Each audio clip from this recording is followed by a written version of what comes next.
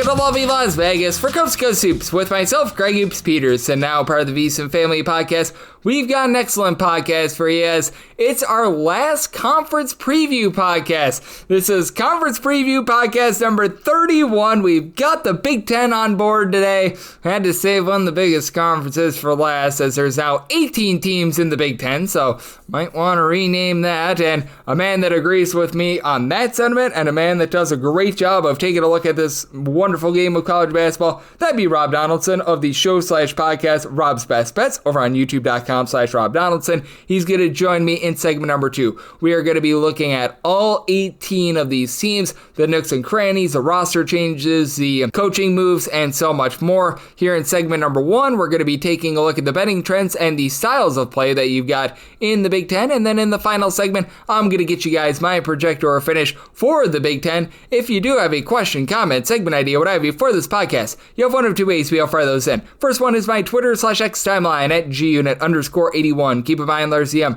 naming does not matter, so as per usual, please send these into the timeline. The other way is via an Apple Podcast review. If you rate this podcast 5 stars, it is very much appreciated. From there, you're able to fire in whatever you'd like to hear on this podcast via the 5-star review. While I did not get in any Twitter/X questions today, everything is powered by EdgeBoost. EdgeBoost is making sure that bettors are able to have access to their funds whenever and wherever. 100% of gambling transactions do get approved with EdgeBoost. With EdgeBoost, you get cashback rewards as you utilize it as well. And when you go to EdgeBoost.bet, make sure you put in that promo code of Greg, G-R-E-G. That'll get you $1 for $1 match on your first deposit up to $25. And let's dive in on a Big Ten that, well, no longer is more of a Northeast/Midwest conference as you had this thing very much expand. And you saw a few teams decide to push the envelope a little bit. For much of the Big Ten's history, it's been a bunch of slow, clunky teams, and there were still plenty of slow, clunky teams. We'll get into that in a minute, but you did have two teams that really pushed the envelope last year. Illinois, 16th in the country in terms of total possessions per game. Brad Underwood has really been getting this team to play quite a bit more up-tempo, and you're number 1 under Dusty May saw Michigan play quite up-tempo as well. Number 43 in all of college basketball with regards to total possessions per game. Penn State has been playing quite a bit faster as well, 62nd in the country, and Rutgers just flat out lost their identity last year. Typically a defense-oriented team under Steve Peichel. They were 57th in the country with Ace Bailey along with Dylan Harper in the fold last year, and it caused for them to be below 500. Iowa was number 48 in the country in terms of total possessions per game as well, and they've always been an up-tempo team, but now with having Ben McCollum taking over, that is probably not going to be the case, to say the least. Maryland was relatively up-tempo as well, 78th in the country in terms of total possessions per game. Now with Buzz Williams coming in, you do have to expect that to be a little bit more slow, and with Mr. Diebler at the helm for Iowa State, about 96th in the country in terms of total possessions per game. Not super duper fast, not super duper slow, but if you're looking at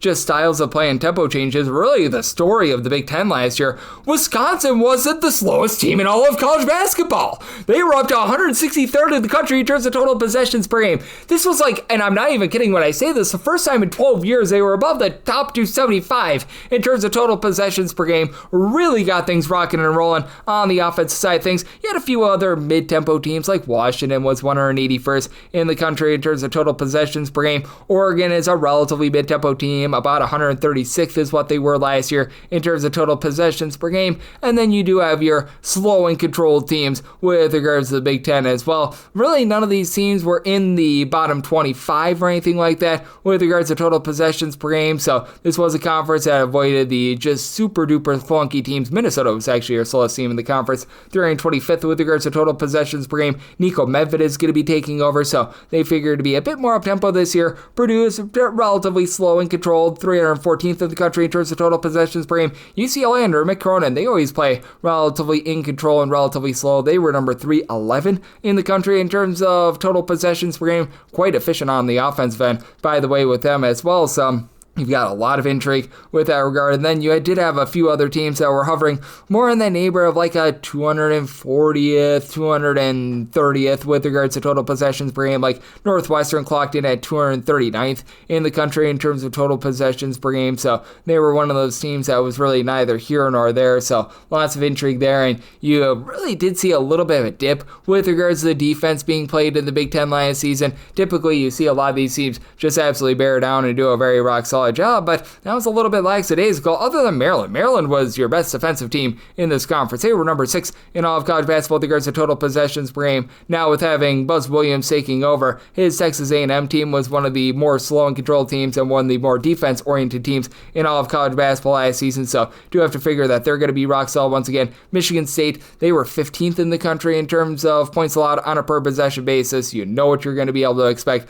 out of Tom Izzo, just one of the best coaches in all of college basketball. And UCLA, once again, under Mick Cronin, slow and controlled, relatively good defensively, 27th in the country in terms of total possessions per game. And I was mentioning Texas A&M just a second ago for reference. They were 37th in the country in terms of points allowed on a per possession basis. Michigan was number 42, so they were solid, but everyone else in the Big Ten was really outside the top 65 with regards to points allowed on a per possession basis. Now, Nico Medved was over at Colorado State. He takes over at Minnesota. His team was 58th in the country with regards to points allowed on a per possession basis, so should have some upside there, but teams that you thought would be relatively good on defense really weren't. For Wisconsin, they were 90th in the country in terms of points allowed on a per possession basis. Typically, you expect a little bit more out of them on the defensive side of things. Washington was 284th in the country in terms of points allowed on a per possession basis. That was not great to say the least, and Illinois was a very good offensive team. We'll get into them in a minute, but 94th in the country in terms of points allowed on a per possession basis. You notice that in this conference,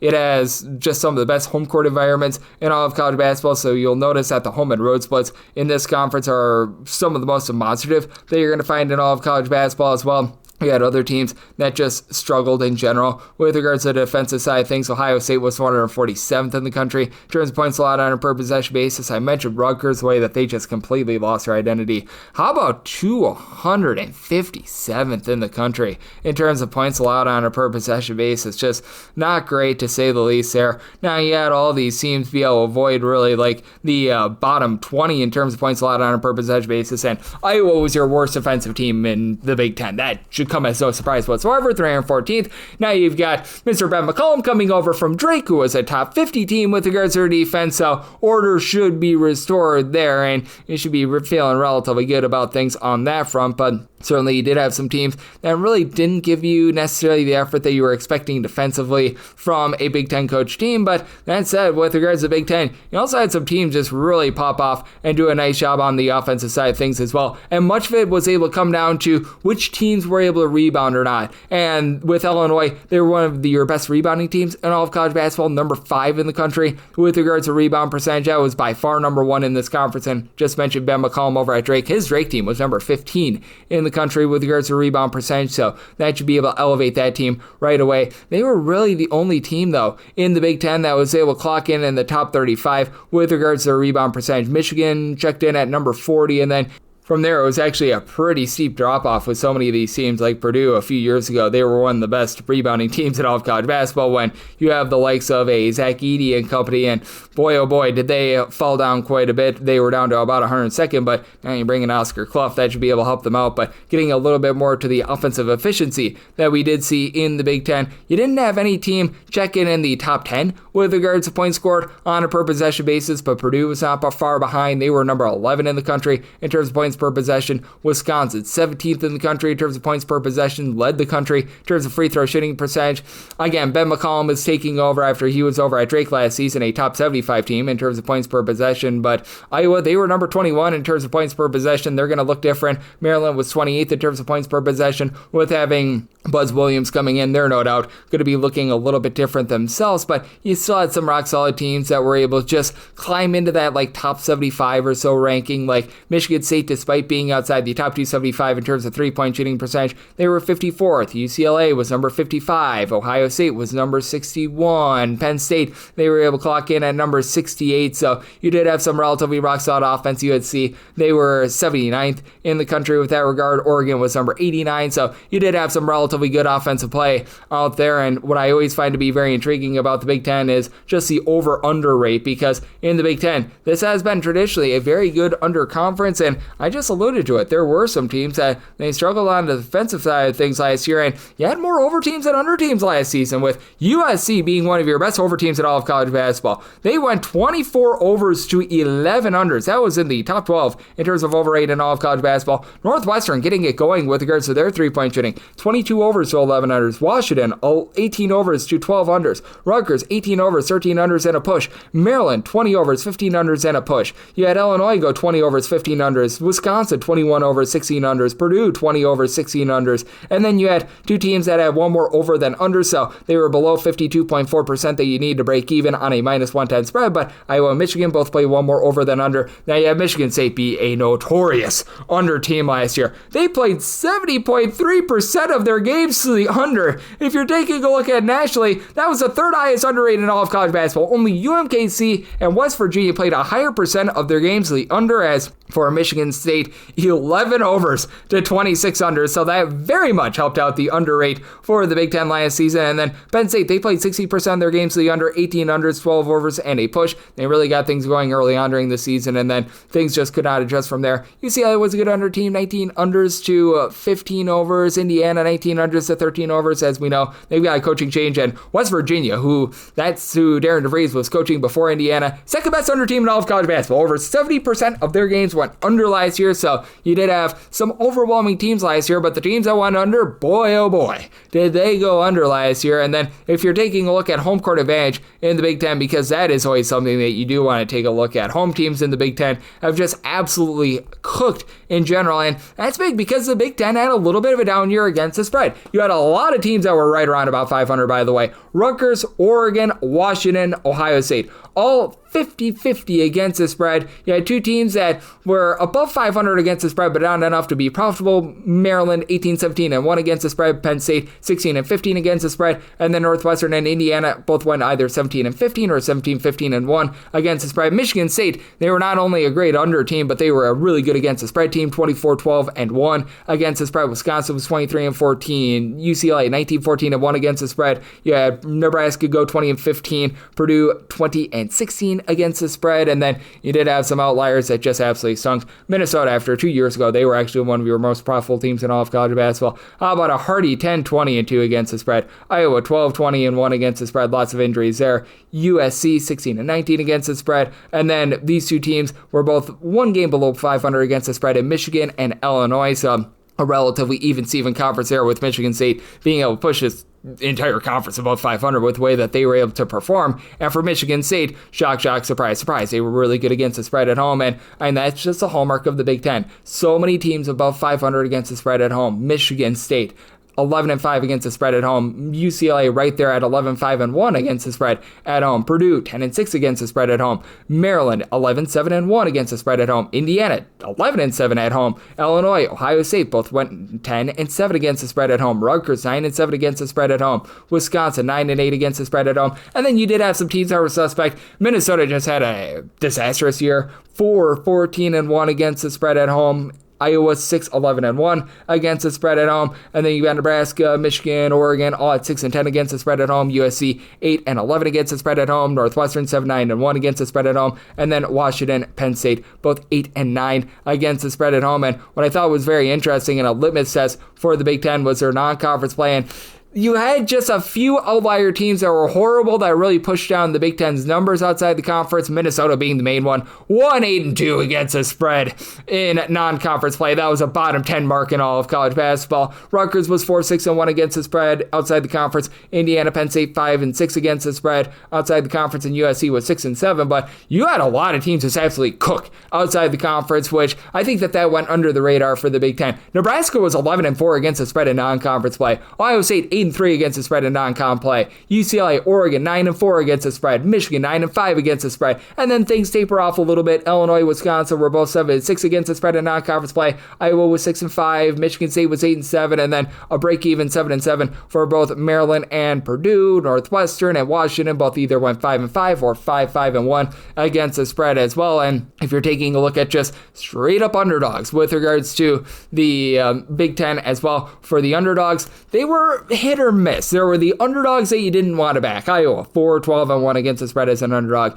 Illinois was 2-6 against the spread as an underdog. USC, 7-12 against the spread as an underdog. Ohio State, 5-7 against the spread as an underdog. Indiana, 7-9 against the spread as a dog. Purdue, UCLA, both 4-5 against the spread as a dog. And Minnesota, 9-10-1 against the spread as an underdog. But Michigan and Michigan State, they led the way. Michigan, 7-3 against the spread as an underdog. Michigan State, 5-2-1 against the spread as a dog. Wisconsin was 7-3 against the spread as an underdog. Heck, Penn State was 9-5 against the spread as a dog. Oregon, 6-3 against the spread as a dog. Nebraska, 7-5. And then you had Rutgers be able to go 10-8-1 against the spread as an underdog. And even Washington, who had a rough year, they were 10-9 against the spread as an underdog. So very intriguing conference. Lots of different teams. Now you've got 18 in total. So we've got a lot to break down with our good friend Rob Donaldson. He does such great work with the Rob's Best Bets show. He does an amazing job handicapping college basketball. We're looking at all 18 Big Ten rosters with him on the flip side right here on Coast to Coast Hoops with myself, Greg Hoops Peterson, now part of the VSiN Family Podcast, the Big Ten Conference Preview Edition.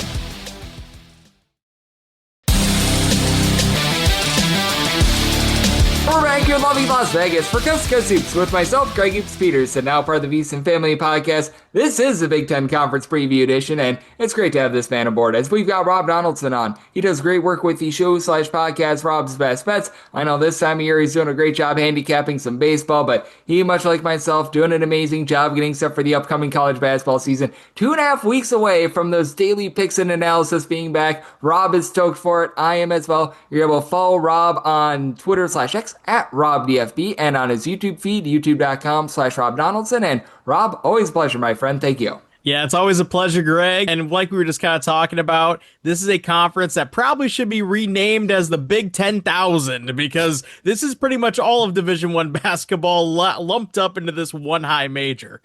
Hey, nothing says Big Ten basketball like having Minnesota traveling to Washington for a game that'll tip at 10 o'clock p.m. Eastern time. Good, clean family fun right there. But let's dive in on these teams. And hey, Minnesota, they've got a coaching change, and I like what they did in the offseason. They're probably still going to be facing an uphill battle, but they bring in Nico Medved. Bobby Durkin was a rock-solid scorer over at Davidson. Jalen Cricker-Johnson, he comes on over from Colorado State along with Nico Medved, so you've got a little bit of familiarity there, and I don't think Minnesota's making the NCAA tournament or anything like that, but you bring in Cade Tyson as well. I like the pieces here, and I think that this could be a nice, plucky underdog that can make you some money. 100%, and what I love about Nico Medved, this is one of my favorite coaches in all of college basketball because he takes a new look roster every single year. Every single year, it feels like they're turning over David Roddy or Isaiah Stevens, and there's always a next guy to step in the fold, be a main contributor. And guess what? Those Colorado State teams didn't, maybe always start hot, but they always finished hot. And that was why I really loved backing Nico Medved. And I do think Minnesota had a home run hire with bringing him into the fold after kind of a lot of years of just stagnation. And yeah, they had some years where they got up for certain spots, but it never felt like consistent high level basketball was being played. Now I think they're laying the groundwork for the future to really be that consistent program within the Big Ten. And I think the rest of the Big Ten needs to worry. This year, I think there's going to be some spots where we say, there's what it looks like, but like you said, I don't think this is a team that necessarily competes here in year one. Yep, I'm right there with you, and I do think that this team is going to get back to their identity a little bit as well, and that would be Rutgers. They had Ace Bailey, Dylan Harper, two guys that went in the top 5, and they didn't even do anything in the Big Ten last year. They were unable to make the NCAA tournament. I don't even know if they made the Big Ten tournament. They went 8-12 within the Big Ten. Like, it was just absolutely disastrous, to say the least, and they return Dylan Grand, who averaged 5.5 points per game. They bring in Tariq Francis, who was over at NJIT. I think that we're going to see Rutgers play defense once again, and they always have a nice home court advantage, but boy, this feels like an uphill battle for them. Yeah, and I will say this, because a lot of people jump on this sort of narrative of, oh, the best teams have the most NBA talent, and that is very rarely the case. I know that a lot of people out there will equate NBA prospect status to how, good a team might be or what their upside is. But so often the best college basketball players are not those NBA sort of draft prospect type of guys. And Rutgers is really the poster boy if you're looking at last year's landscape of college basketball. And for that reason, to your point, you said they're getting back to their style.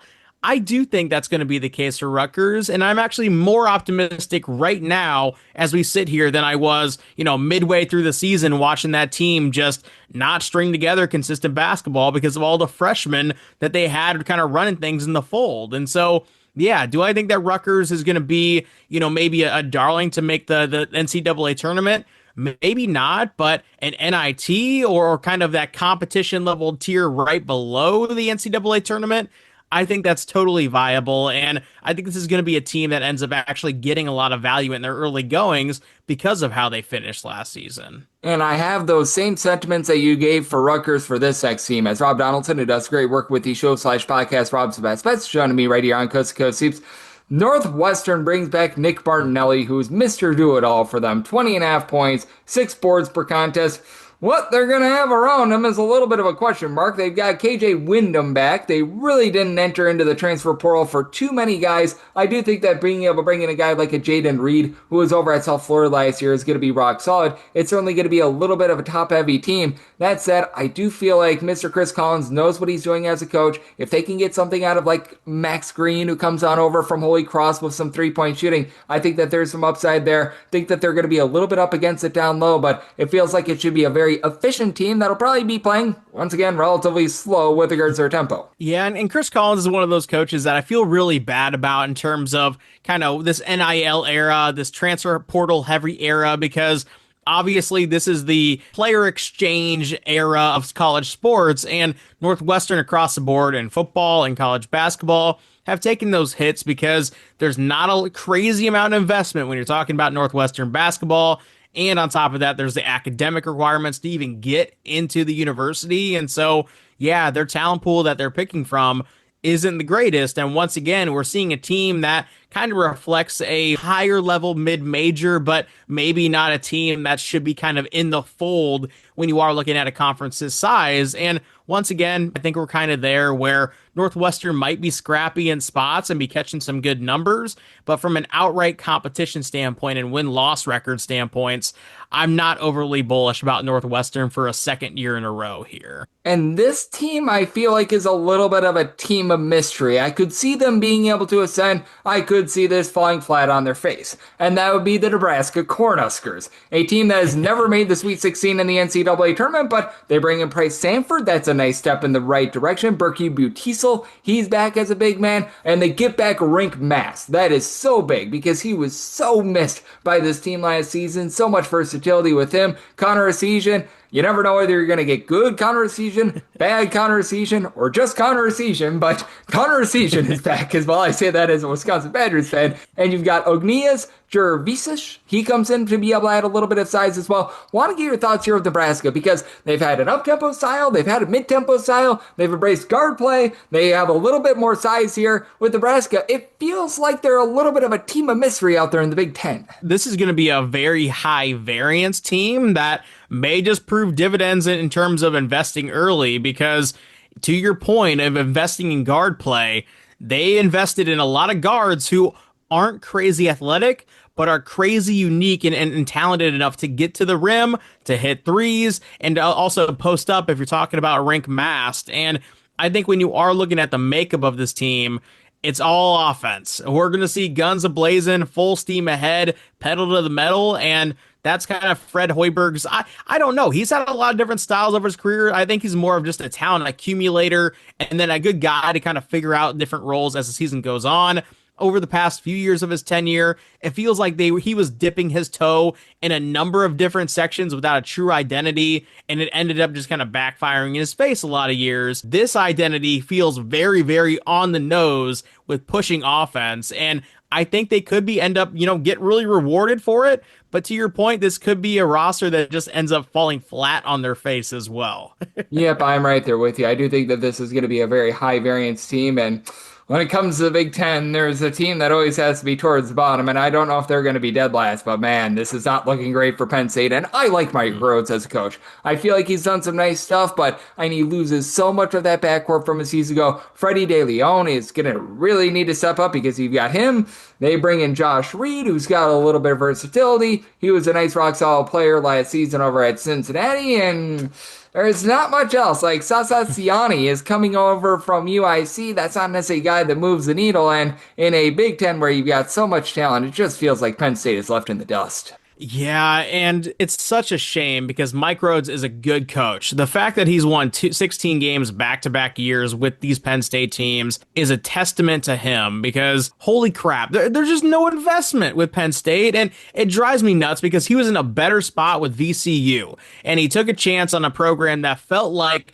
almost kind of like we're leading him on in terms of the NIL era, and then all of a sudden they realized, oh, we have to fork over that much in terms of quote unquote investment, and then it just never rose to fruition. And now we're looking at a roster at this Penn State team that is just so, it's not even a Big Ten roster. I don't even know if it's a high level mid-major type of roster. And of course, Penn State is not going to reach the summit of what they could be if they actually went out and tried to get players. And unfortunately, a guy like a Mike Rhoades is just going to end up kind of falling on the stake. And I don't think it's fair. I really don't like how his tenure has gone here now in year 3. And I think after this season, he'd be wise just to get out of there, take a job like a VCU, obviously, and maybe that similar tier, and then move on with your career from there. But yeah, Penn State kind of feels dead in the water, and the season hasn't even started yet.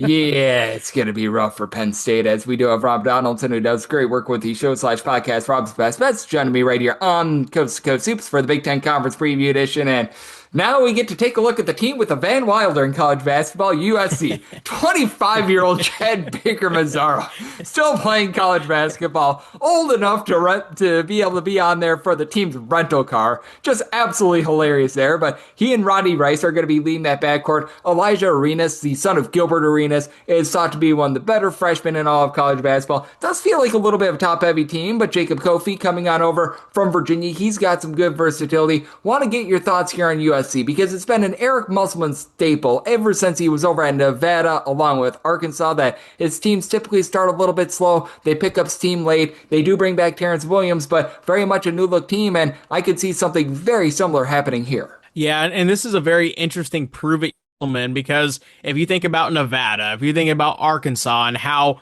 those 10 years went, winning was immediate, and we recognize Eric Musselman as a great X's and O's head coach, but ever since the portal and the NIL got involved, it kind of felt like he wasn't formulating the rosters that he really wanted to have, or there was some kind of, I don't know, back-end thing kind of bogging down the whole system.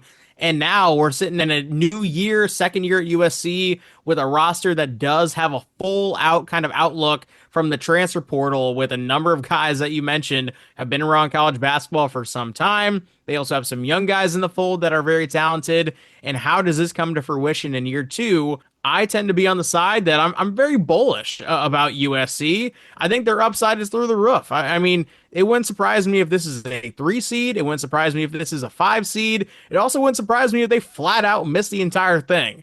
And so from that standpoint, this is one of the teams you feel out early rather than back or rather than fade. And I think once we kind of know how these guys are gelling together, I think we're kind of looking at a team that could perform akin to Louisville last year in the ACC, just in a more high major setup conference. And I think this team is so interesting because I think that this is a little bit of a prove-it year for Jake Diebler after Ohio State fell a little bit flat on their face last year, but despite that, they bring back John Mobley, Devin Royal, Bruce Thornton, 3 of their top 5 guys from a season ago. They've got Gabe Red Solo Cups back in there as well, one of my favorite names. Christoph Tilley, Josh Ojianwana is also going to be able to give you some good size as well. And with Ohio State, they've got all the tools, in my opinion, to be a Sweet 16 team. The question is, can they put it all together? And I think it's so big that you return a guy like a Bruce Thornton who's able to both run the offense and shoot it from 3 the way that he does. And when you are looking at Ohio State, and this has kind of been the tenor of the Jake Diebler era, and I think it's a knock on him as kind of a newer head coach just in general to the sphere of college basketball. But you think about the Pittsburgh loss in overtime at home last year. You think about a close loss against Michigan State at home last year. Close loss to Oregon, close loss on the road against Wisconsin, an overtime loss against Indiana. All of these are 1 or 2 point games. and they defined the season for Ohio State last season because this team was still on the bubble, like with a 17-14 type of record. And so if you can flip some of those kind of last possession style of games, I think Ohio State could be one of those teams that ends up just picking up those big wins and handling business against the bottom, and they're firmly in the dance. Now, it just comes down to, can we trust Jake Diebler against these established head coaches? Because guess what? The Big Ten, from a head coaching standpoint, got significantly better over the past 2 years, even this offseason in particular. And where does that leave a guy like a Jake Diebler in the mix there?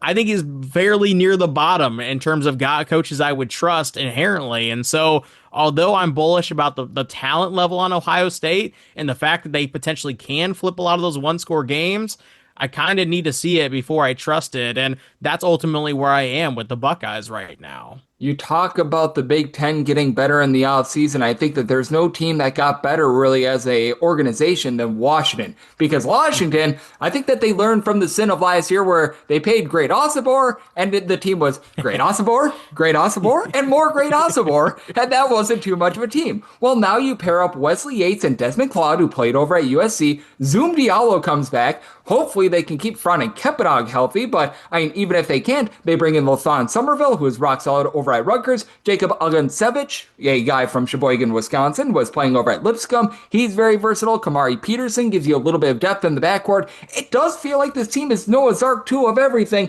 I don't know if Desmond Claude is that go-to guy or if it's someone else, but even with maybe a little bit of an absence of a lack of a go-to guy, this team feels deep, and I feel like a lot of people are going to pick them in the bottom half of the Big Ten, and I really think they can surprise. Yeah, I think this is a team that has a lot of upside. And when you are looking at Danny Sprinkle as a coach, I love the guys. We've talked about this a lot in the offseason, but I really do appreciate the guys who have won at multiple stops. Rather than just carving out a home at Montana State, he pushed the envelope. He went to Utah State for a year and immediately found success at a program that, yeah, maybe it didn't need a great head coach to function because that seems like a program that's head coach proof. But when he jumped to Washington, it really didn't feel like they were in a lot of the big games, you know, the Purdues of the world, the Oregons, the Michigans, Michigan States, those games that really define you in the Big Ten. I don't think they picked up a single win or even kind of knocking on the door of a lot of those big time wins. And so it comes down to, how do you flip the switch? Obviously, personnel is a big thing, but also you got to handle that travel, which is a very different beast in the Big Ten, and it's only getting crazier. And if you're Washington with this roster and guys like a Desmond Claude, who did experience a little bit of that, you know, travel last year and that Big Ten style of basketball last year, I think it is going to benefit Washington a lot more coming into year 2 of Danny Sprinkle. And to your point, I really do think this is a team that could surprise, and maybe in the early goings, you might want to back them in non-con play before things really start to pick up with that conference schedule. Do agree with you there, as we do have Rob Donaldson, who does great work with you, Rob's Best Bet Show, for the Big Ten Conference Preview Edition on Coast to Coast Hoops. And how about if you take a look at another coach who I've just all the respect in the world for, Dana Altman over at Oregon. Now, Jackson Shellstead is going to be dealing with a broken hand to begin the season, so he might be out for those first few games. They bring back one of the more versatile players in all of college basketball, true 7-footer Nate Biddle. Sean Stewart comes over as well. I do feel like the depth of this team might be tested a little bit, especially at that guard spot with Shellstead out to begin the season. But KJ Evans, he's been a little bit of a disappointment after he was a very highly rated recruit coming in. I think that he could be able to ascend a little bit. Jamari Phillips is probably going to need to see a little bit of stride forward as well. How do you take a look at an Oregon team that there's a lot that I love about this team, but especially when Shellstead is not out there on the floor, I feel like this is a very vulnerable team too. Yeah, and what I will say about Dana Altman, I'll give him his flowers, even though he doesn't need to hear it from me. He's just one of the best head coaches that college basketball has ever seen, period. Because you even look at the trajectory of last year when they started hot. They beat San Diego State, they beat A&M, they beat Alabama, they beat USC in succession. Well, everybody kind of forgets about that because they skidded in the middle part of the year and lost, I think, 7 in a row or 6 in a row, something to that effect. and then they caught fire at the back end.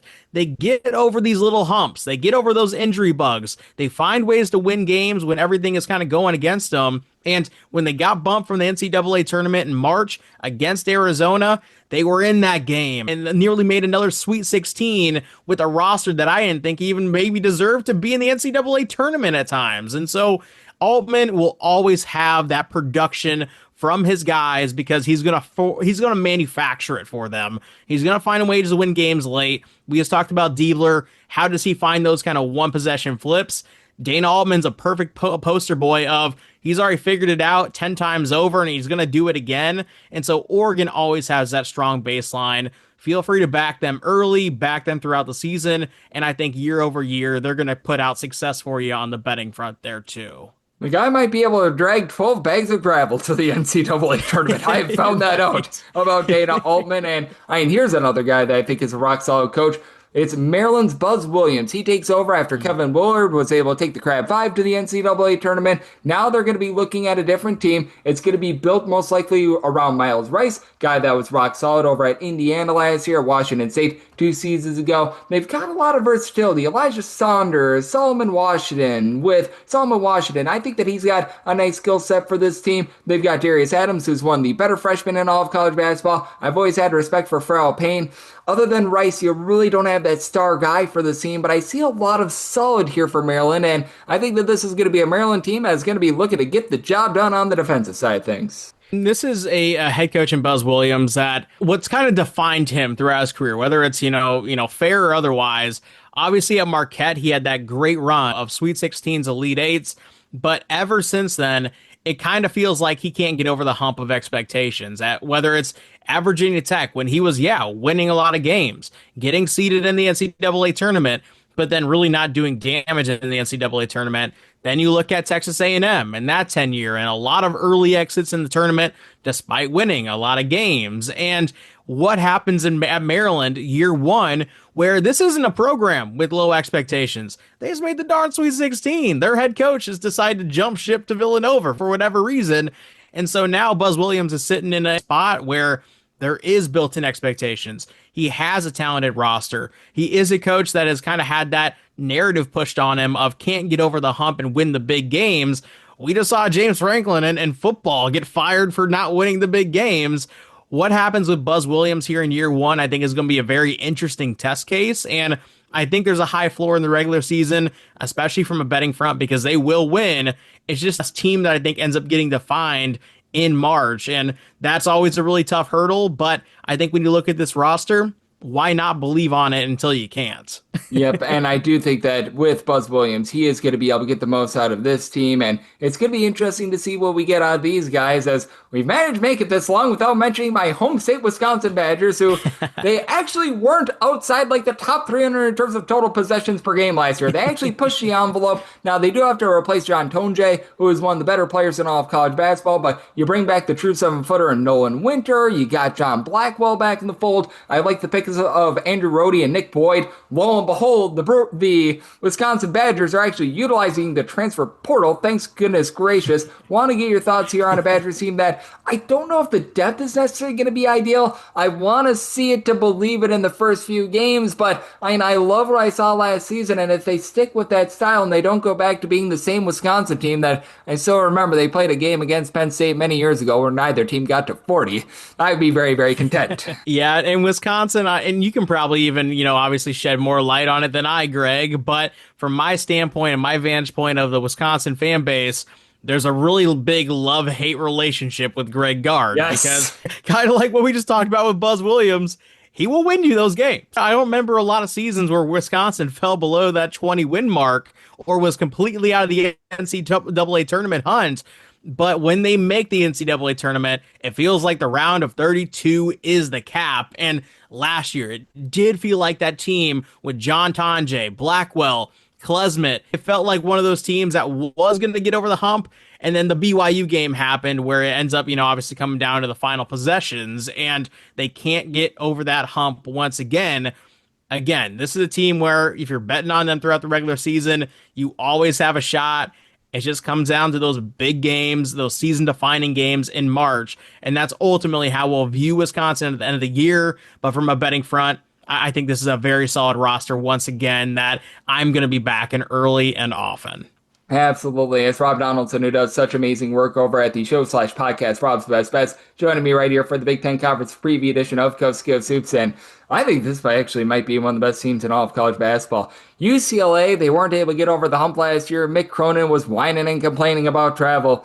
Well, now there's not going to be excuses. You've got Sky Clark back in the backcourt, but Donovan Dent, one of the best assist machines over at New Mexico last year. He comes in. Tyler Bilodeau is back. The Daily Show, Eric Daly is back. You've got a guy in 6'11", Xavier Booker, who I think that he's got a lot of upside after he just never really found his peak form over at Michigan State. You've got just talent up and down the boulevard for this team. Want to get your thoughts here on UCLA because I think their biggest enemy might be themselves this year. Yeah, and I remember the stretch that kind of opened up Big Ten play that he was referencing on travel being a real annoyance in the Big Ten because I can't remember what Midwest team they started off with, but they played a Midwest team. They saw the Statue of Liberty twice. Yeah, right. Yeah. Yes, that's right. They went to Maryland and Rutgers in succession, and it wasn't like they could just hang out there. They had to travel back and forth. So I get it. But at the same time, this year, when you're looking at the schedule, they do not have that road trip. I think it's because Mick Cronin maybe filed a complaint or they're just trying to appease the UCLA brand. But now they have what they want. They have a talented team with Donovan Dent, Bilodeau, Clark, Eric Daly, Xavier Booker. There's some guys on this team, and I do think sometimes when you're kind of the Karen of college basketball, like Mick Cronin was last season, you get your way the next year, and I do think it's going to pay dividends because this is a good team. They have a favorable schedule in terms of the Big Ten, and I think it's good enough to actually really propel them to make a really nice seed in the NCAA tournament. So, yeah, UCLA is a team that I'm going to be backing, and I'm going to be backing them probably throughout the year. That is the next John Rothstein shirt. Mick Cronin, the Karen of college basketball. I mean, absolutely tremendous. Would sell out instantly. And I think we need to get one for Darian DeVries because everywhere that he's gotten the job done. West Virginia should have been in the NCAA tournament last year. And that was even with Tucker DeVries missing much of the season. He obviously comes with them, so you get DeVries squared. And then he just had some savvy pickups. Guys from the mid-major ranks. Lamar Wilkerson coming over from Sam Houston. Tayton Connerway. He was rock solid over at Troy. Reed Bailey. Nice player from Davidson. And then Connor Enright, who did a nice job doling out the ball at DePaul. I don't know if this is going to be like a top 5 team in the Big Ten. I think that there's a little bit of variance, but I know that Darian DeVries is going to be able to get the best out of his team, and these guys are going to defend their tails off. At Indiana, there's no excuses to be made, right? You get all the investment in the world. You're a big brand program, and you're playing in the heart of a lot of a big recruiting kind of sector in the world where you can bring in a lot of the Midwest, and you have one of those brands that people are attracted to. And you're also bringing in your son, who, according to, some players in West Virginia, may have faked his injury. I'm not going to jump down that rabbit hole, but yeah, it's a very interesting setup that they have right here. It's a very talented team. Connor Enright, obviously a former Drake Bulldog, reuniting with Darian DeVries. I think he's a fantastic addition from just a basketball standpoint as well. And this does feel like a team that's going to be a top-end seed in the NCAA tournament, in my opinion. Maybe that's a hot take, but I think in year one, they could propel themselves into that top 5 or top 4 seeding area. It would not surprise me one bit with the veterans that they have in that starting 5 and the talent that they have in that starting 5. And Darian DeVries, one of my favorite head coaches in college basketball, wins immediately, wins everywhere, and I think Indiana is setting themselves up for success by hiring a guy that was sort of off the beaten trail, in my opinion. And this team, I think, is so interesting because, ladies and gentlemen, it is the International Men of Mystery with Illinois, as they've got Ivisic squared. Tomislav Ivisic is in there, and then Big Z at 7'2" comes on over from Arkansas. You've got David Miricic, who comes on over. You've got Mahalo Petrovic, like so many different guys that come on over from overseas. Oh, yeah, and then you've got Andrei Stojakovic, who comes over after he began his career over at Cal as well. You've got Ty Rogers and and Kylan Boswell, two names are very easy to say, helping out the backcourt as well. Want to get your thoughts here on Illinois, because I think the big key is they needed a little bit more three-point shooting, but no doubt about it, this team is going to be a menace on the glass, and if they can improve that defense a little bit, this should be one of the better teams in all of college basketball. Yeah, and we've been kind of making this, or at least I've been making this one of the themes of the episode, but Brad Underwood, another guy who, quote unquote, can't win the big game despite having an Elite Eight within the last 3 years. That's still the narrative because of what happened with Io DeSumo and Kofi Coburn and just how they had every single thing kind of going for those teams during the regular season, only to fall flat once the actual big-time March NCAA tournament cycle hit the street. And so when you are looking at Brad Underwood in this season with this roster, once again, I feel like they have a team that, to your point, is going to be one of the best in college basketball, but it's going to be defined in March. Now, during the regular season and during those, non-con games that are coming up that are very, very fun, they have UConn, Tennessee, Texas Tech, Alabama. I think I'm going to be backing them in quite a few of those games, and we're going to learn about them really, really fast because this isn't one of those slow starting profile type of teams. They have guys who should be competing right from the outset, and right from the outset, we're going to learn a lot about them, in my opinion. Absolutely, and we're going to learn to see if this team can sink or swim at the power conference level, as we do have Rob Donaldson of the Rob's Best Bet Show joining me on Coast to Coast Hoops. It is Iowa, and just 2 years ago, Ben McCollum was coaching at the Division II level over at Northwest Missouri State. He brought a lot of guys with him, and they're coming with him for this ride as well. Bennett Sturt's one of the most versatile players in all of college basketball. Tavion Banks, all those guys, they followed on him over from Drake, and they picked up some nice pieces along the way. You've got a guy like an Alvaro Fulgurius, who is a double-double machine over at Robert Morris. Brendan Hausen, nice three-point shooter over at Kansas State and Villanova. Want to get your thoughts here on an Iowa team that they should see one of the biggest tempo changes in all of college basketball. Frank McCaffrey played super fast and no defense. Ben McCollum ran one of the slowest teams in all of college basketball last season, so this ought to be some good, clean family fun. Yeah, and the interesting with Ben McCollum is I feel like there is an absence of kind of what style we should expect because, yes, in year one at Drake, the slowest team ever. They were holding the ball until 5 seconds were left on that shot clock, and then they were taking an efficient shot. And that was more of a coaching advantage with a lesser talented roster, but now he's got a lot of talent. They are bringing in a lot of high-level mid-major transfers, and they're retaining some guys from last year's Iowa team in terms of Cooper Koch, who I think a lot of people don't really know about because he wasn't featured a lot.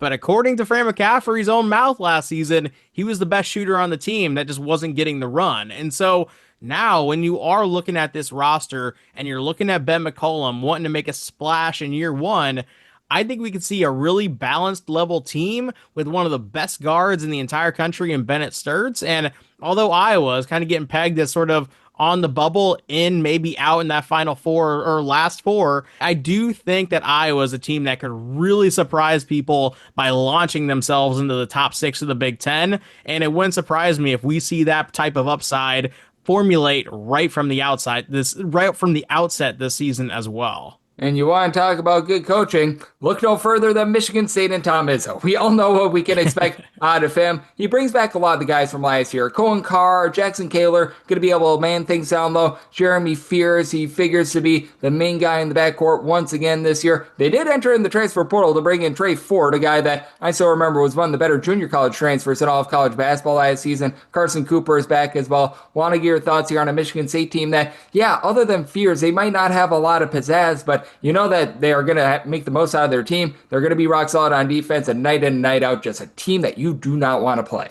Yeah, and Michigan State, it was very, very interesting last season because at the end when they lost to Auburn in kind of that heartbreaking-ish fashion, Trey Holloman was a guy that was a focal point of the team, and even Tom Izzo right after the game said, you know what, there's a glue in this locker room. Everybody's going to stay intact. We're going to battle it next year. And then one day later, Trey Holloman was transferred out of the program, and it was like, oh my goodness, is Tom Izzo losing his fastball? Is Michigan State in the decline? Well, I don't know what it was about Trey Holloman, but everybody else stayed. And I think that's kind of the big thing when you are looking at Michigan State is that togetherness. They're one of the few programs, in my opinion, that actually formulate good rosters by not ever really kind of diving deep into the transfer portal. They just kind of retain what they got for multiple years. An anomaly in this new world of transfer portal and NIL.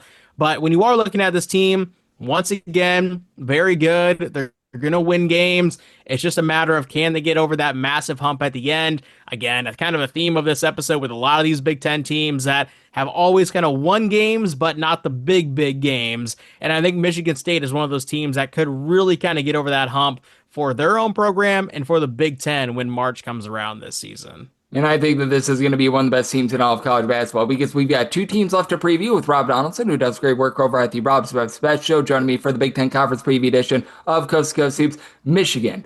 They're probably going to be picked by everyone at number 2, but you bring in Yaxel Lendeborg, who many people thought was going to be a first-round pick in the NBA draft. 7'3" Dame Merrill was actually able to put it together towards the back half of the season, but for Michigan, the big issue for them last year was turnovers, and all you can do might not light you up from three-point range, but bringing in a guy at the point guard spot that's able to do a nice job of being able to dole out the ball, I think is exactly what the doctor ordered for Michigan, and for my money, this is a team that should have expectations of an Elite 8, if not a Final Four. Yeah, and Dusty May, obviously, you don't need to go down his successes because he's always been successful at every single stop, and he's always handled a lot of high-profile names on his lineup, even going back to FAU. And when you are looking at this team, very good. I think they're going to be very good in the Big Ten. And the question becomes, can they actually make jump shots this season, or are they just supposed to up and shoot by the, the layups and the post ups and the quick mid-range jumpers to get on the board?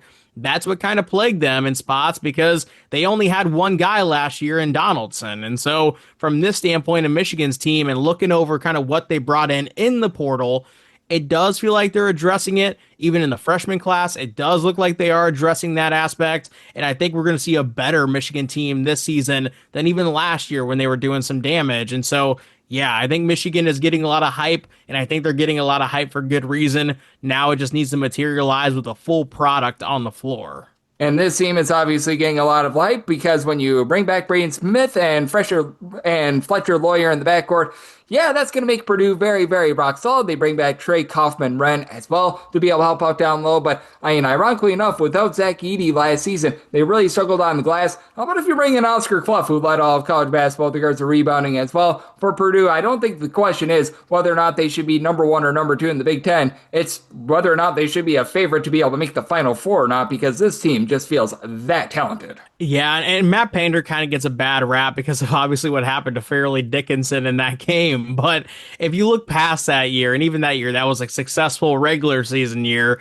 But when you look past that, it's not like this guy's Rick Barnes. He gets over the hump constantly in the NCAA tournament, and he also is a guy that when you look at the regular season cycle, always competes. And kind of like Tom Izzo and the retainment of these guys in a crazy transfer portal era, he has done a really great job of retaining a lot of his top-end talent.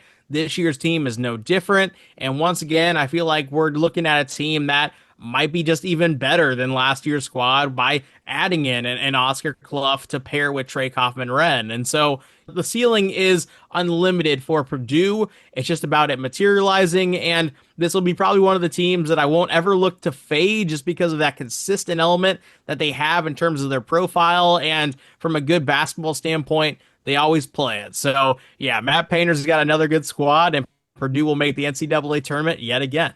Absolutely. And Rob, you always make this show so much better with all of your insights. Let the good people at home know it's all on tap for you and how people can follow along on social media and other platforms. Well, hey, Greg, it is always a pleasure, my man. Those who want to follow my college basketball bets, Twitter/X at RobDFB. And as always, Greg, I appreciate having me on, my man. It's always great to have Rob aboard. His insights are second to none. He's doing such a great job of getting set for the upcoming college basketball season. So big thanks to Rob for joining me on Coast to Coast Hoops, now part of the VSiN Family Podcast. Coming next, it is the Big Ten Conference Preview Edition, so I give you my projector finish for the Big Ten. And we're back your lovely Las Vegas for Coast to Coast Hoops with myself, Greg Hoops Peterson, now part of the VSiN Family Podcast. It is always a pleasure to have Rob Donaldson aboard. He does such an incredible job over at the show/podcast Rob's Best Bets. This time of year doing a great job on the baseball front, but I know that he, much like myself, getting set for what is going to be such an incredible college basketball season. Every single time he joins me, he lends such great insights, and he did so once again today. So a big thanks to Rob for joining me in the last segment. Now it is that time of the podcast. I give you my projected or finish for the Big Ten. Once again, since I am doing a conference preview podcast today, anything that happened in college basketball on Thursday in terms of news, I'm going to be polishing that up on the podcast tomorrow. Sounds like our good friend and Bruce Pearl is going to be going into the announcing side of things, so a congratulations to him. A lot of people are speculating on that retirement. We'll talk a little bit more about that and so much more and get you guys set for what is going to be a great college basketball season. But how about if we do start with our projector or finish at dead last, number 18, which again, the Big Ten now has 18 teams. They might want to consider changing the name because it sounds like they don't do math out there in the Big Ten, but that said, it's Penn State. Like, man, I really like Mike Rhodes as a coach, but when Josh Reed, who was averaging 4.8 points per game over at Cincinnati last year, is one of your big hole guys and expected to be one of your big-time starters, that's not a great place to be. Freddie De Leon, he's going to be back after last year. He was able to give the team about 9.5 points per game, but Ace Baldwin was truly the ace of this team. Now they are very much going to be rudderless at the point guard spot. You have to think that freshman Caden Mingo is going to have the ball in his hands quite a bit. They're probably going to be looking to a lot of Dominic Stewart, who didn't see a lot of time last year as well. He was limited to just 24 games. He was only putting in there like 3 points per contest.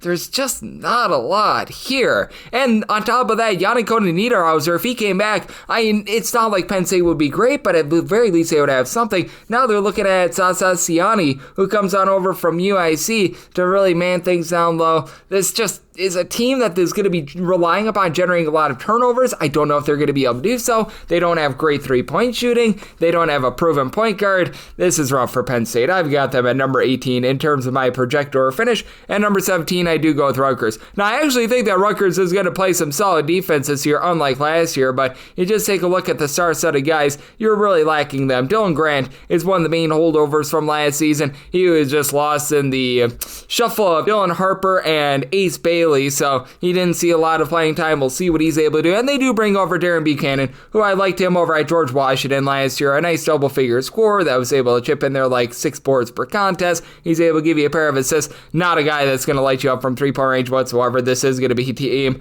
that very much struggles from three-point range, in my opinion. By a Fall, who he began his career over at Kansas State and Arkansas, a little bit of a big man. He should be able to give them a bit of something down low, but when you're relying upon someone like a Tariq Francis, who comes on over from NJIT, and he averaged 17 plus points per game over at NJIT, but that's going to be one of your main guys in the backcourt. Really not liking that. JaMychal Davis is going to need to step up. I just don't see a lot of great guard play here. I think that they're going to be a little bit improved down low, and I do think that Steve Pikiell is going to get the most out of his team. They're going to be able to win a few games at home, but do think that it is going to be a rough season for Rutgers. So I do have them in my projector or finish at number 17. At number 16, I do go with Minnesota. Nico Medved is going to be able to get the most out of his team. That said, you've got a lot of guys that they come over from the mid-major ranks, and they're going to need to contribute right away. Like Bobby Durkin was very good over at Davidson last season. Who knows how he's going to be able to make that jump after he was averaging 13.5 points, shot about 35.5% from three. It's a nice little bit of a combo player. BJ Omot began his career over at North Dakota, was at Cal last year, but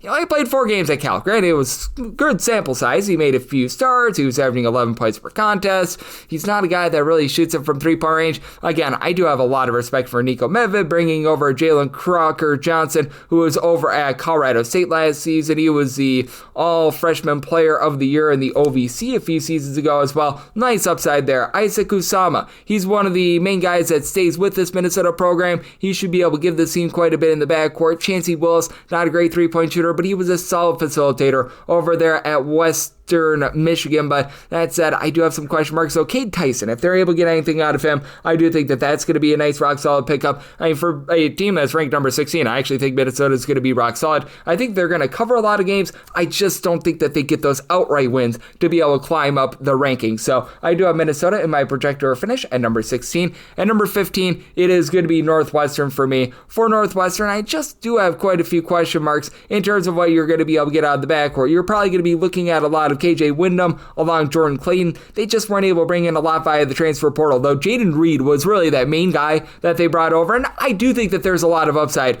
with Jaden Reed. That said, I just feel like you need a little bit more to be one of those, shall we say, mid-tier teams in the Big Ten. For Reed last year, shot about 36% from 3, 12.5 points, 3.5 assists per contest over at South Florida. Very rock solid player. And then you get Jordan Clayton back after he was limited to just 10 games last year, was able to show an ability to be able to dole out the ball, so you do like that, and you do have a guy that's able to take over the game. That's one thing I will certainly say for Northwestern, as Nick Martinelli last season, he was putting up 20.5 points, 6 boards, shot in the mid-30s from three-point range. He's going to give this team a lot of something, but I mean, we did notice that the Northwestern defense was a little bit more shaky last season. What you're going to be able to get out of someone like a Max Green, who was a nice three-point shooter over at Holy Cross, that's a little bit of a question mark, and you know that this team is going to be very slow and controlled. They're going to have a nice home court advantage themselves, but that said, I think that just in this day and age of NIL and the transfer portal out there in the Big Ten, they just get left in the dust a little bit. So with my projector finish at number 15, I go with Northwestern.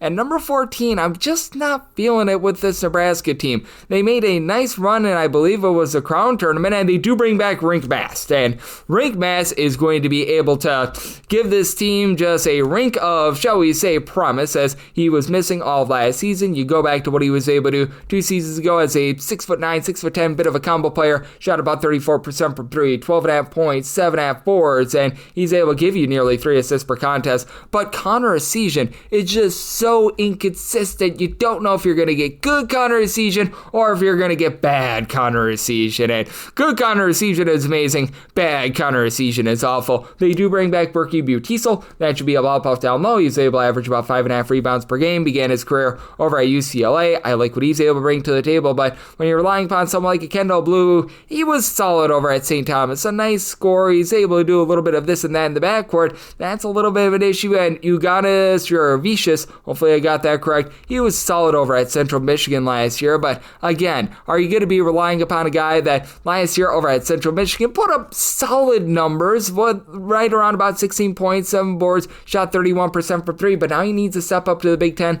I don't know if he's going to be able to make that jump, and it just feels like Nebraska has been so inconsistent on the defensive side of things that that's going to be their undoing. So with my projector finish at number 14, I do go with Nebraska. At number 13, I am going to be going with Maryland. With Maryland, they're going to need to have quite a few guys take a big giant step up. Now, I do think the world of Buzz Williams as a coach, but we've seen him in year number 1 at Virginia Tech struggle. We saw him at year number 1 at Texas A&M. He had his issues there as well, so it typically takes a year or two for his style to really get going. The main guy for this team is going to be Miles Rice. He 2 years ago was a rock-solid point guard over at Washington State. Last year over at Indiana, he was giving the team 3 assists, 10 points per contest, but not a great three-point shooter. A career about 29.5% three-point shooter. He leaves a little bit of something to be desired there, and we saw the work of Indiana last year. It was not necessarily too amazing. You do bring over, though, Solomon Washington along with Elijah Saunders. Saunders was a nice double-figure scorer over at Virginia last year, a guy that at 6'8", is able to guard multiple positions, good versatility on Solomon Washington. He's going to do a nice job down low. He was with Buzz Williams over at Texas A&M. He was able to pull in their 5 boards per contest. This is going to be a team that gets after it down low. I do have my question marks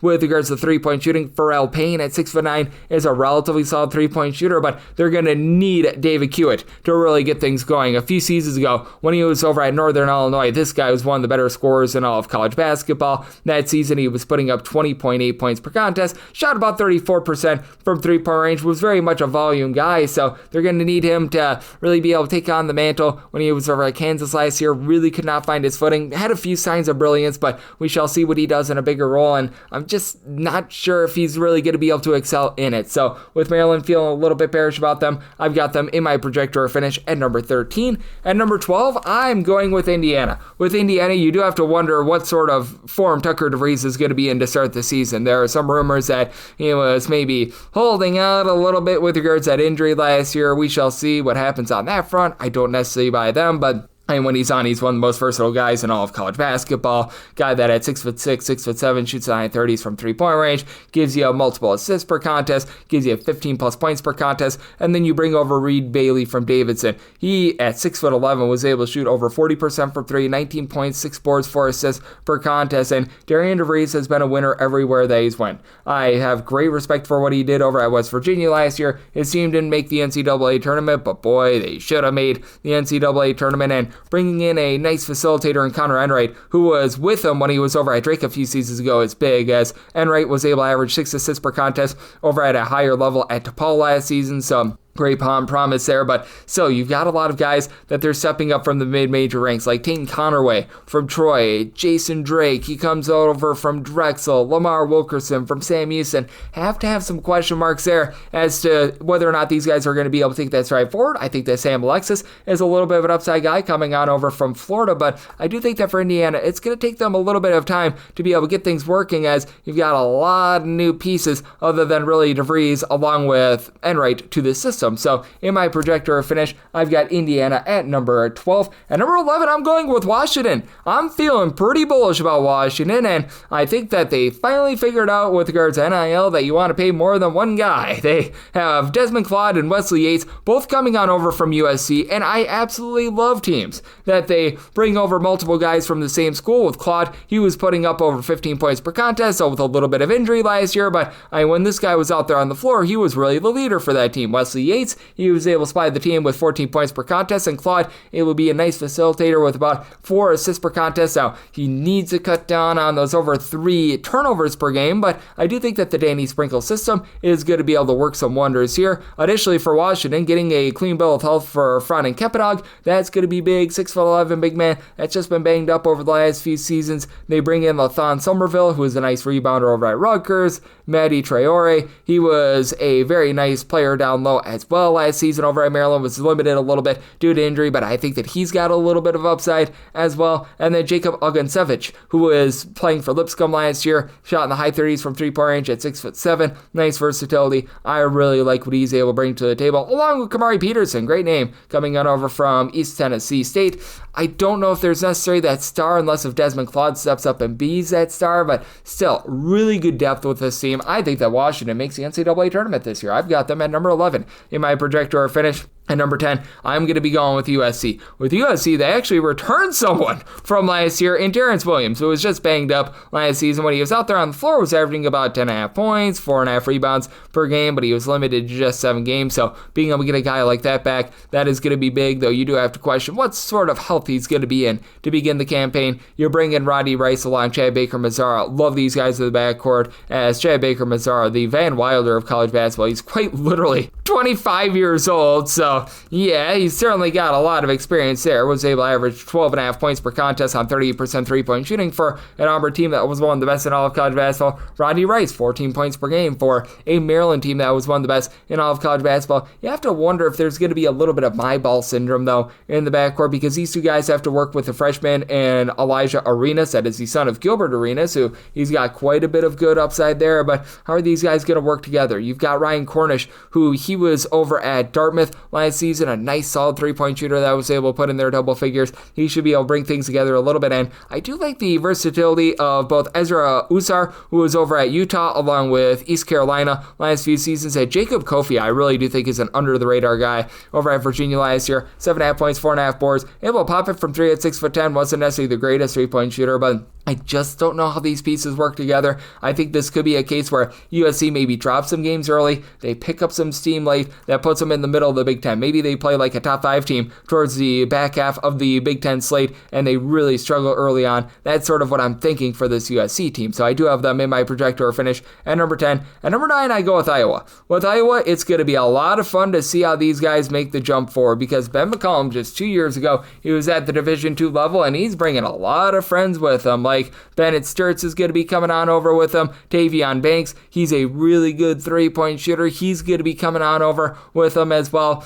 I know that we were talking about this with Rob. They might not be quite as slow as they were a season ago, which honestly, that's probably going to be a little bit of a good thing, and they don't need to be, because now you've got a guy like a Brandon Housen, who was over at Kansas State last year. He's a career north of 37% three-point shooter. He's going to be able to give this team a little bit more options, and now you've got even more versatility than what Mr. McCollum had over at Drake last season with Alvaro Fogurias. Really love what he did over at Robert Morris last year. 14 plus points, 9.1 boards, 3 assists, shot over 40% from three-point range. He fits this system like a glove. You know that this Iowa team is going to defend the heck out of teams. Cam Maniwu, he also makes a jump on over from Drake after he began his career over at Wyoming. You've got a lot of good chemistry with this team. You've got a few holdovers from what you saw over at Drake, and you've got some nice pieces that have come in. I really do think that this system is going to be able to work with Ben McCollum. Are they going to have the talent of like a top 5 team in the Big Ten? No, but these guys are going to be able to play really well once again together, and I do think that that gets them to the middle of the Big Ten, which is quite a story considering, again,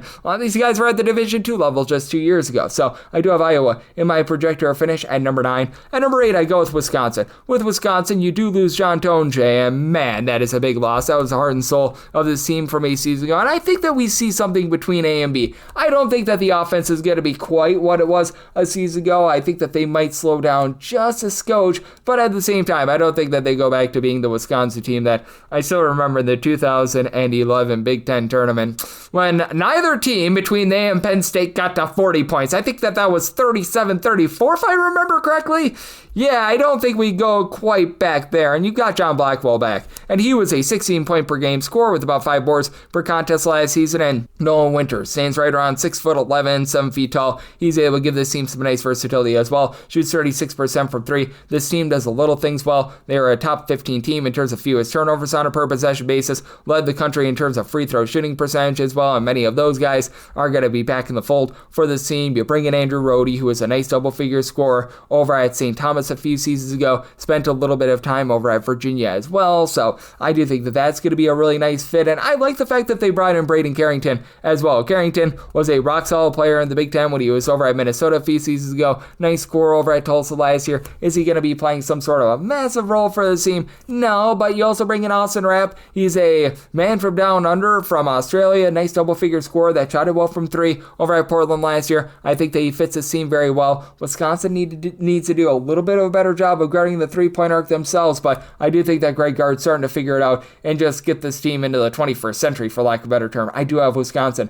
at number 8 in terms of my projector finish. At number 7, I'm going to be going with Ohio State. With Ohio State, I do love the fact that they bring back a nice trio. John Mobley Jr., Devin Royal, along with Bruce Thornton. It does feel like it might be a little bit of a top-heavy team with regards to backcourt, as Gabe Red Solo Cups is really the lone other guy. I just don't know what you're going to be able to get out of someone like a Jason Chatham. I don't know what you're going to be able to get out of some of the other freshmen on this team, but Josh Ojowana along Christoph Tilley, they stand 6'10" and 7 feet tall respectively. They should be able to help out down low. And Tilley, for a 7-footer who comes on over from the WCC from Santa Clara, he's going to be able to give you some good three-point shooting. But for Iowa State, I don't really have a lot of doubts in terms of this offense, because Bruce Thornton, he's one of the better point guards that you're going to find in all of college basketball. Last year, 4.5 assists, 17.5 points per contest while shooting over 42% from three-point range. Devin Royal is able to give you 7 rebounds per game. And then, John Mobley last year, shoot 38.5% from 3, 13 points per game. Bringing that back is nice, but Sean Stewart was a little bit of a heart and soul guy.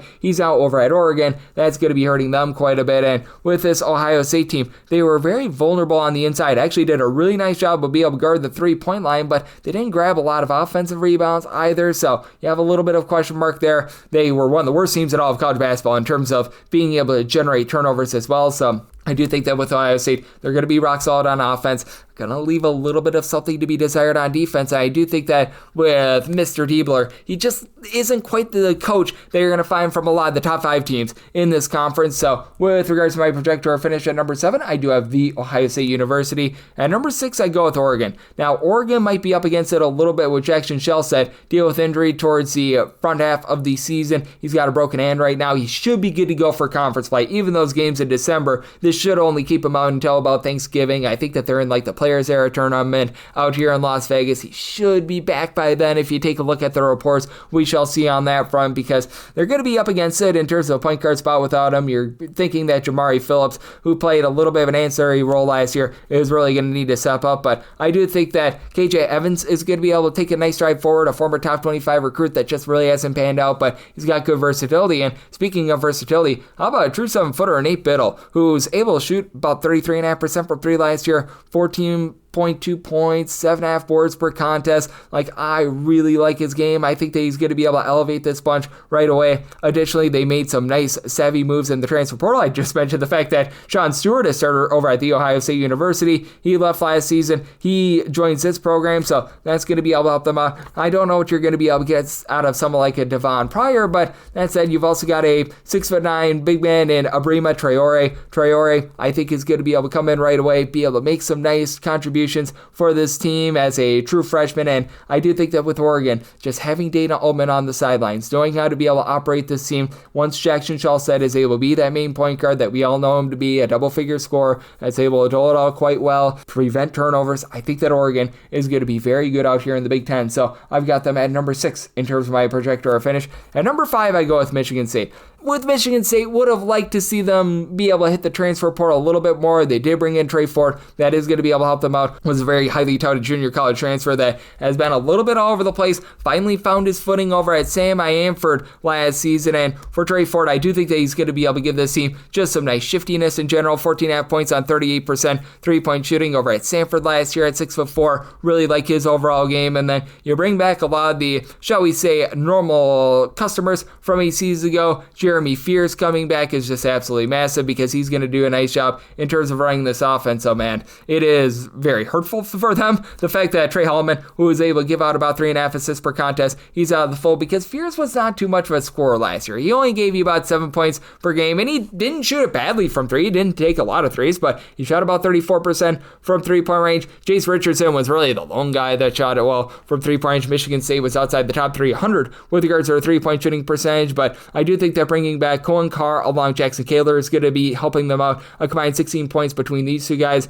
Kaler, a really good rebounder with a little bit over 7 boards per contest, just under a block per game. This team is very stout down low. Have a few question marks with regards to that backcourt. Trey Ford should be able to help out. I want to see what you're able to get out of someone like Kurt Tang, who in his sophomore year, you expect him to be able to take a little bit of a leap forward and be trusted a little bit more with this offense. Again, would have liked to see them just have a little bit more in the portal, but Cam Ward is a very nice freshman that at 6'7" should be able to give them some nice versatility along the wing. And Tom Izzo, this guy knows what the heck he's doing, and I don't doubt him to be able to get back into the top 5 of the Big Ten. So at number 5 in my projector finish, I've got Michigan State. At number 4, I'm going to be going with the international man of mystery in Illinois. Kylan Boswell is back after he was a nice double-figure scorer. Can be a little bit hit or miss in terms of their three-point shooting, and that's a big reason why I can't go any higher than number 4 with Illinois. Just because the three-point shooting of this team, very, very interesting to say the least. And Kasparas Siakusonis last year, he was the do-it-all sort of player for this team. He's out of the fold, but now you've got Tomislav Ivisic along with Big Z, who comes on over from Arizona. I'm not going to try to say the first name, but you've got Ivisic squared. And for Tomislav Ivisic last year, 7.5 boards, right around a block per contest, actually shot 36% from three. He was actually the best three-point shooter on the team at 7 feet tall, so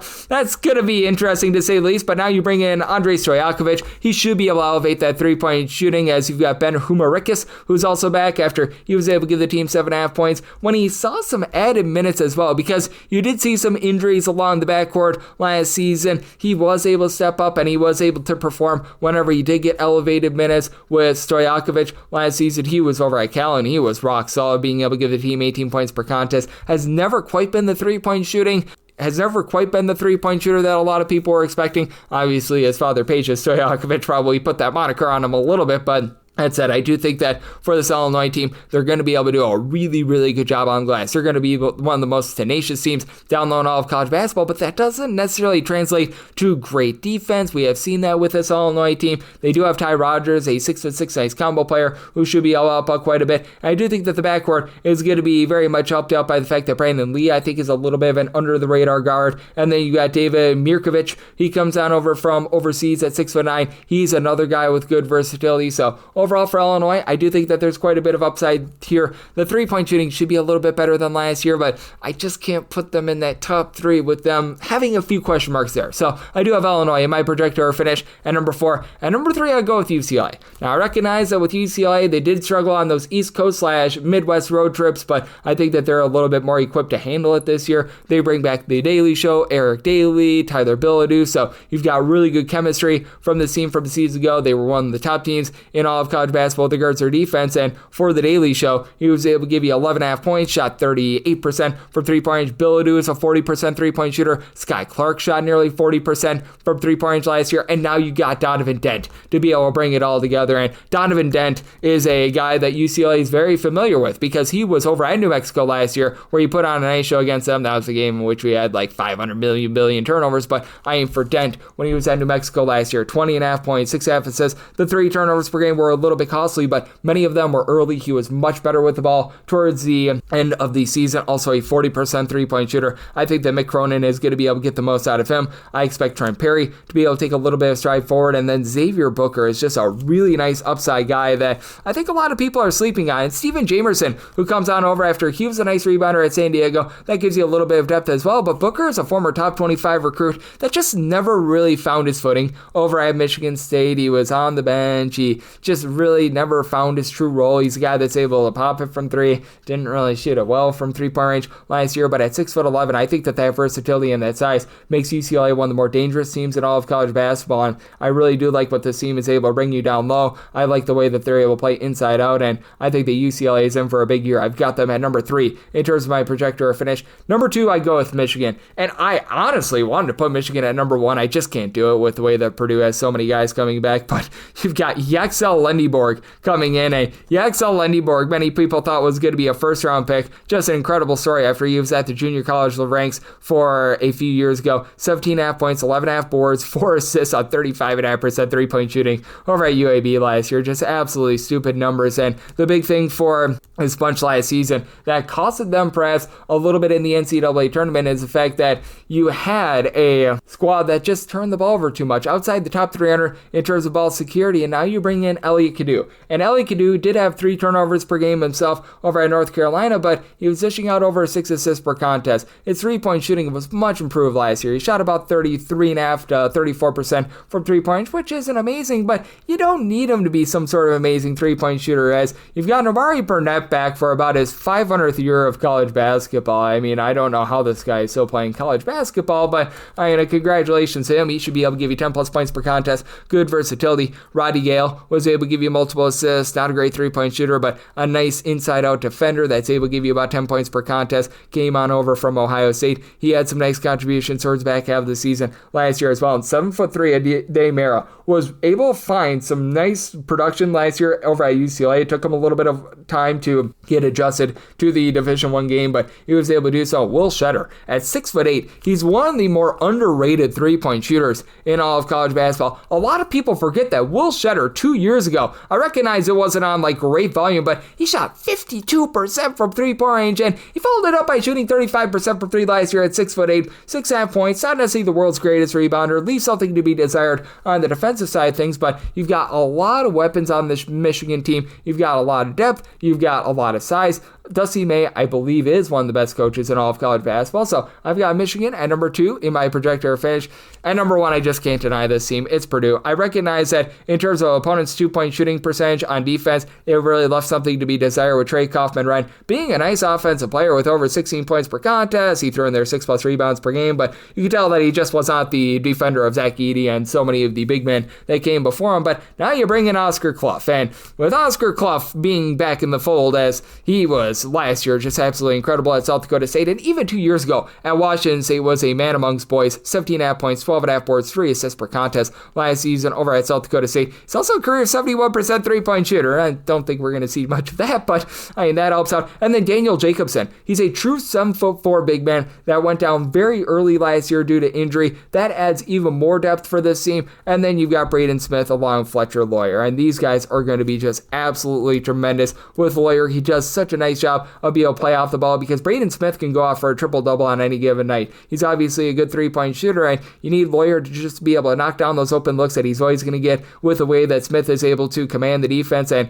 Lawyer last year did so. 14 points per contest on 44.4% three-point shooting, and don't sleep on CJ Cox as well. I mean, Lawyer and Smith are going to get so much of the attention, but CJ Cox is a guy that really was able to come into his own last year. He was able to do a nice job, give the team in that neighbor about 6 points per contest, shot about 40% from three-point range. You do lose some of those ancillary guys like Camden Heidi and Miles Colvin from a season ago, but John Kari Harris was one of those guys that was able to be a nice mixer and shaker for the team as well. He's going to be back. He's going to be able to take a stride forward, in my opinion, as well. I think that this is a well-built team by Matt Painter. Will they be able to get over the hump in the NCAA tournament, much like they were able to do when they made the title a few years ago? That I'm not sure of, but I think that they're going to reign supreme once again in the Big Ten. I've got Purdue at number 1 in terms of my projector of finish, and that'll wrap things up for the Big Ten Conference Preview Edition right here on Coast to Coast Hoops, now part of the VSiN Family Podcast. A big thanks to our good friend Rob Donaldson, who does such great work with the show/podcast Rob's Best Bets. He joined me in the last segment. If you do like hearing from this fine podcast, Coast to Coast Hoops,